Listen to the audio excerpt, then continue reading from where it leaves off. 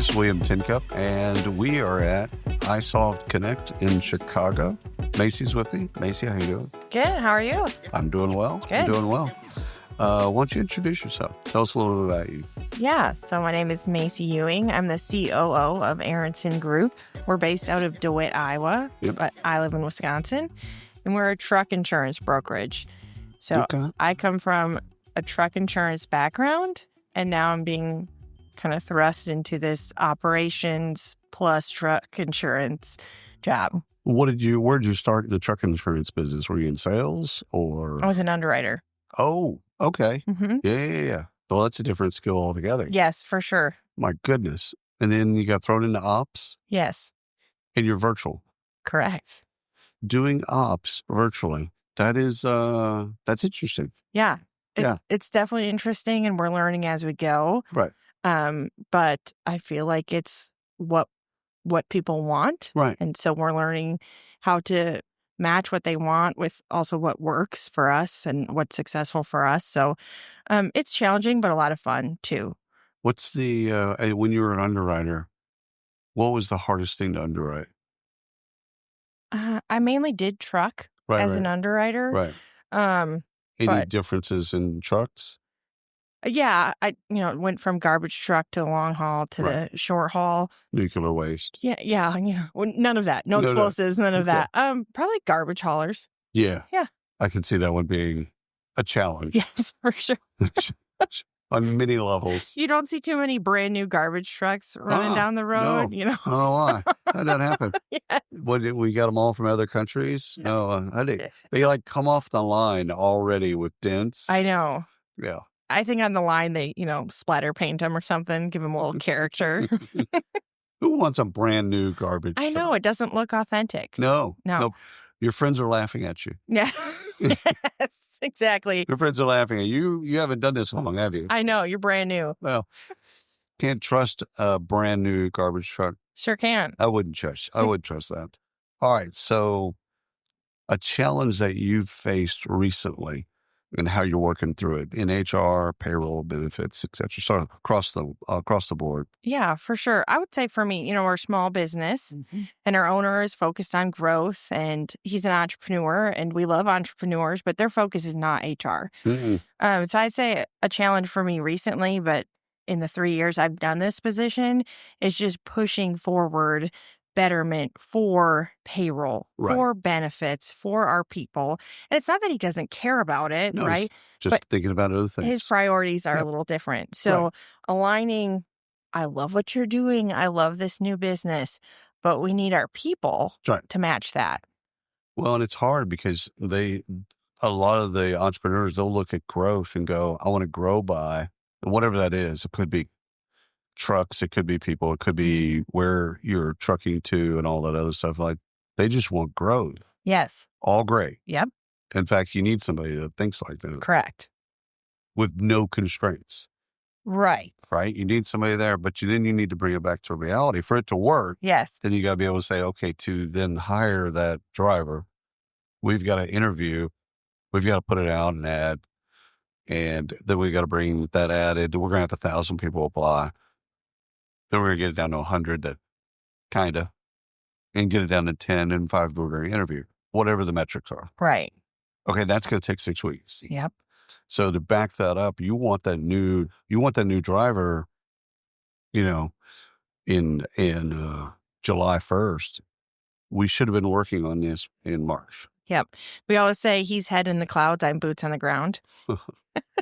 Well, and that's good. Right. And we have to meet in the middle, but that's exactly what we're going through. I think it's with entrepreneurs, because they have to think kind of past, present, and future tense simultaneously. I know where we've been, I know where we are now, and I know where I'd like for us to go. That's harder for a lot of HR professionals because they know now. And they know the history. Right. But they know now. Like, here's our constraints. Yep. We don't have an extra 5 drivers. We might have an extra 5 trucks. Right. We don't have the people that can actually drive those trucks. Right. Yeah. Yeah. And, like one of his biggest things. So when I started 3 years ago, I was employee number 4, and we're now at 44. Wow. And his thing in December was, we're going to be at 60 by December 25. And that's what he sees, 60 people. What I see is there's a change, that 50 magic number. 100%. There's a change in regulation that I Federal have to laws. follow, and laws, right? It's not just saying do this, it's laws. Oh, yeah. So I see that he sees people for growth. Right. And, just getting him on board with, that's great. I love 60 people too, but then you have to allow me to do these things, spend 100%. this money, whatever. 100%. Yeah. I mean, it's a change in some states, 25 to 50, 50 to 100. And then, it's not just as easy as it used to be. It's just, let's put up the posters. Right. In the break room. It's like, all right, yep, we're good. We're compliant. Yeah. So I did a compliance audit one time, and it was with a PO. I don't know, probably had 100 employees, whatever the bit was. And it was an ad agency. So they came in and they found, I think it was 400 different violations. Oh, no. And I'm walk me through this, because I didn't see any of this. Yeah. And they're looking at power cords, and we had power cords daisy chained. Power cord to power cord to power Bootleg. cord. 100%. Got the cable going out through the window attached to something. And they were really cool. I mean, it was good for me to see, good for me to hear, because they were like, all this is fixable. You have to tune your eye to see you can't do this and this. Yeah. And again, I was a business owner, so I was in that entrepreneurial mindset, I care about the daisy chain things. Why would I ever care? Right. And they made me think about it. And then I got my ops person, I got my office manager to think about it too, which is really helpful. Yeah, it is. Don't you think it's so easy, if you go through an audit or something like that, to think, I'm just done. I can't do this 400 things, but I love your mentality of I can fix these. It's going to take time, but audits aren't always bad. They're not fun, but you can really learn a lot from them. I think it's one of those deals. That's where you need somebody from the outside, somehow a third party, even if it's a friend, just somebody that's not looking at it every single day, to look at the business and go, have you thought about right. maybe putting in some extra power? Right. Basic stuff. Okay, so we went from that. What is kind of a win, big or small, a recent win that you're celebrating, and maybe even kind of helps you keep the motor going and motivated to stay in where you're at? For sure. The biggest win for us is we used to utilize a simple IRA, but it just wasn't fluid. So we had to send paper checks to the broker every time I ran payroll. Checks were being lost. They were getting wet. Whatever happens. But that's employees' money. Right. Which is then being delayed, being put in their investment accounts. And if we know anything about investments, they can change with a snap. NVIDIA. Yeah. So we had stuff being sent a month late because we were on check number 3. And I don't have time to send paper checks. Right. As I'm pulled in lots of directions. So we switched to 401k. Yep. That is completely integrated then with isolved. So I do nothing but run payroll, which I have to do anyways, right? That's part of my workflow. And then press one click, one extra button to make sure that it runs through, and I'm done. So, I love that. And the background from that, helping our employees understand it, help them figure out what they want to do with the stuff that's sitting in the other accounts, and everyone's kind of happy with where they're at now, and they love that they have instant money, in their 401k. They figured out the old stuff. So that's a big win. That's a huge win. Yeah. And it's integrated. For me, you don't have to go to a different application, log in and do this other bit. It's it's already there. Right. And again, everybody wins. There's literally no one that loses here, because you don't have to worry about the risk that's associated to losing checks or any of the problems that could come up with that. Just goes in their account. And then what they do with it, that's theirs. Right. And then that's their own win, which is exciting because there's a lot more capability for them to put it where they want, and people invest at different levels. So that's pretty fun. I love that. Yeah. Okay. Good. So if you could offer a piece of advice to someone getting into HR for the first time, What would that advice be? I would say you don't have to be an expert. Lean on the experts. For me, when I was put Really in good this advice. position, I had to understand, we use isolved. I had to understand them, connect with our account manager, that kind of stuff, Mm-hmm. understand how to run payroll. But I don't have to be the tax expert. I No. don't have to be actually the payroll expert, even though I run it.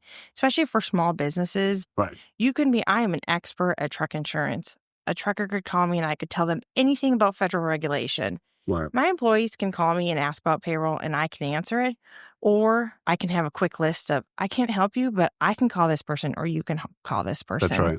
That's right. So don't put that pressure on yourself. Have a good team, have a good partner, and let them be experts at what they're experts with, and just know your role in that partnership. I love that. That's great advice. I mean, I had an oilman tell me this one time that his whole bit was let experts be experts. Right. And he'd made a ton of money in South America and oil. And so he's just like, if you're hiring a geological engineer to go do this bid, don't act like you know more than they do. Right. This is what they've done for their life. This is their career. They're better at it. Right. And it's okay. That's why you hired them. Exactly. To begin with. That's genius. Yeah, don't fall into the pit of, I feel like there's just corporate pressure that we have to be the best at 100%. everything. And then I feel like you're the best at nothing. That's right. If everyone's best at everything, then everything is diminished. Exactly. And also you just can't, especially as fast as things are moving, laws, the EEOC's completely changed, the NLRB's completely changed. Like, okay, I don't know how employment attorneys keep up with what's right, much less companies. Yeah. Like, good luck. Right, exactly. I don't want their job. I know that. No, not right now. It'll all settle down. Yes. It always does. It's a pendulum that kind of moves back and forth. But still, to be an expert in it right now, that's terrifying. Right. But I'm sure they're doing fine. Yeah. Lawyers, don't you worry about those. Exactly. All righty. So complete the following sentence. Being a people hero means meeting people where they're at. Again, lovely answer, because so often we want them to meet us where we are. Right. Right. Right. So if we're email, like it was real simple shit. Like we're email, we want them to meet us on email. Right. But they might be text. Correct. So like you can send all the emails you want. It's not going to get consumed. You send a text, it gets consumed because you're meeting them where they are. Right. Yeah. And that works for both, for us clients and our own employees. And even the text thing, we work in trucking. Right. You probably shouldn't email or text a trucker. Turns out they're driving. Yeah, and it's actually against the law. So call them. But then it goes back to the employees meeting them where they're at. I love the younger generation, but picking up the phone is not a skill that's natural, right? And that's okay. And instead of being like, I can't answer the phone, teach them. You have to meet them that they're used to click, send. That's right. And you have to teach them that it's okay to sound clunky on the phone. You will. Absolutely. You surely will. But that's how your clients need to be met. That's how your employees, whatever, need to be met. So if I just assumed that my 20-year-old knows how to answer the phone and then get upset with them when they're not performing well or they're losing clients because they're not getting called, that's on me. I have to meet them. If they need to be taught how to make a proper phone call, we have to do that. I think, especially with younger generations, I think we have to. I think it's something it's teachable. Right. To be in that moment. Yes. In fact, Ryan and I, my business partner and I, we have this funny bit. We do a news show. We look back at the week's news and HR. And I always try to just throw stuff in that'll make them laugh or torture them. Right. Yeah. So I found this story about an interview where the candidate was, I think it was Gen Z, might have been Gen Alpha. During the interview, like full on, we're having an interview. You're interviewing, I'm the candidate. I'm 22, 21 years old. You're interviewing me. It's like, totally get it. Oh no, right. I'm right there with you. Just texting away. And I'm doing a bit. And again, it doesn't matter. They didn't really say what they were doing on their phone, but they're doing something on their phone in the middle of this thing. And so we're at a recruiting conference a couple months ago now. And we asked the global head of TA for Ford. And she's a friend. She lives in North Texas. And she goes, that's the moment I get up and I leave. Yeah. I don't even say goodbye. Right. And I'm like, that's a little harsh. And the way I was kind of coming at it with Ryan is I'm like, these are digital natives. They've had iPhones their entire life. Yeah. Now we're asking them to do this unnatural act of not having their phones and interacting with people. Right. When we want them to interact with us, but they're not really taught that. They aren't. And, I've gone to colleges and recruiters at colleges and be like, well, we tell them not to go on their phone or turn it off or whatever. Like, okay, but do you tell them about eye contact? So if they can't look at their phone, they don't know what they don't know. They don't know where to look. They're not used to looking at people. That's right. Well, no, we just told them not to have their phone. They're that's lost. Not helping. Right. That's good. Yes. Good starter. Yes, I love it. Leave that in your locker. Check. Good for you. Put it in your back pocket. Turn it off. No notifications. Right. Some basic stuff. But actually care about what the person's talking about. Right. Exactly. Fake it. Right. At least a head nod or something. Yeah. Acknowledge that they're talking. Right. And I get we can just play the role of like, well, that's who they are and we're just not going to hire them. But those are the people and they're teachable. Oh, yeah. So changing, obviously there's some that just don't fit, but changing that mentality of meeting them where they're at, see if they can adapt. If they can't, then like Ford, you get up and leave. But if they can, you're learning they just didn't know that. That's right. That's not their fault. Well, I asked my son, he's 19. I asked my son the other day, I said, all right, tell me something you're really good at. Whatever. We went through this bit. He said, I think I'm pretty good at communications. I said, you sure you want to stick with that? Like, is that really where you want to go with this part of the conversation? And he goes, well, online communication. I'm like, that's not a thing, Henry. Right. That's you're good at talking through a microphone to people that are in Russia. Yeah, that's not a thing. It might be a thing, but it's not a thing. You got to be able to like be in the moment with a human being. Right. So, but, even universities, like it's just funny you bring that up. I have someone I mentor who just graduated with a communications degree from a 4-year college and didn't take one speech class. And I was like, what do you mean? Like, you have a communications degree. One would think that you would be able to communicate. Like, I thought speech was a prerequisite for most. And she's like, no, I didn't take one. It's a lot of writing. Oh, yes, a lot of writing. Digital media, graphics with a communications degree. So, we're mad at these kids, but there's also other people that could help them out that aren't. Oh, that gets to a larger conundrum of how far universities are away from the real world. Right. And it's just getting further away by the day. Yes. And it's like, if you're teaching communications, if you're getting a communications degree and you haven't done live communication in front of an audience, that's already a fail. Like you've already kind of, it can be a podcast, it could be a movie or improv comedy, just being on stage in front of a group of people and being able to communicate something. Right. Seems like that's relevant. Yeah. Somewhere. All right, I got one more question. Yeah. All right, let's see here. What do you do to recharge your HR battery? Oh, that's a tricky question. It is a tricky question, right? Yeah. I feel like because my position is just kind of all consuming. Right. It's just to recharge my battery, period. Right. Which I don't do well, admittedly. And I don't think a lot of people do it, whether it's higher ups or even entry level.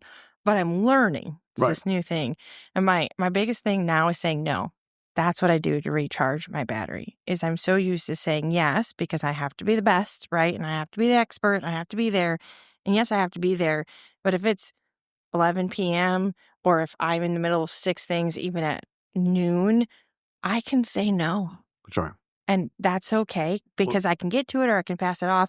And it sounds funny because that's saying no isn't a restful thing, but it's like recharging me mentally. Yeah. You're like, oh, well, if you're always take it on. If you're always the yes, it's you're a doormat. Yeah. Right. You become a doormat unbeknownst to you. So you become a doormat. If you say no, they have to think of a better way to pitch it to you.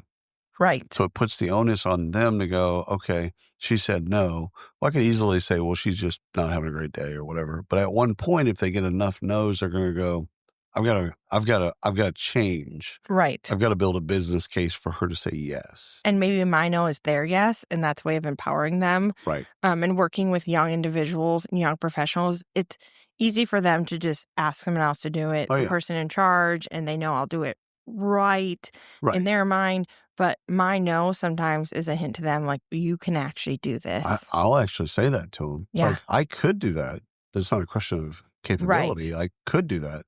I'm choosing not to do that. Right. Because you need to try to do that. Yes. And you know what?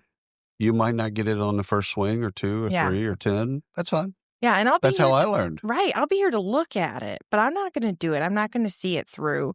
And that's not always the time and place, but I've learned I've been a better leader empowering people.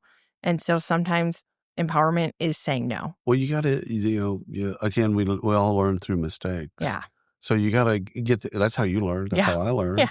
So ran into the wall. Okay, can't do that. Ran into the next wall. Can't do that. Yes. Said old dad. That's hot. Exactly. It's still hot. Yeah. Mm-hmm.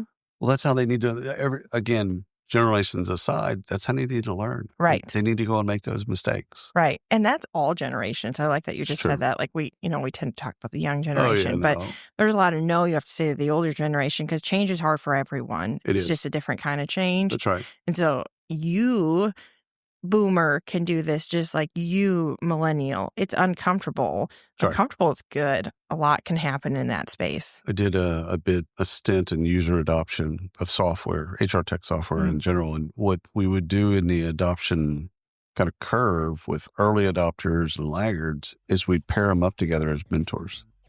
Oh, I love that. And so like if you had people way over here, like I'll adopt anything, and then you have over here, like I'm going to wait.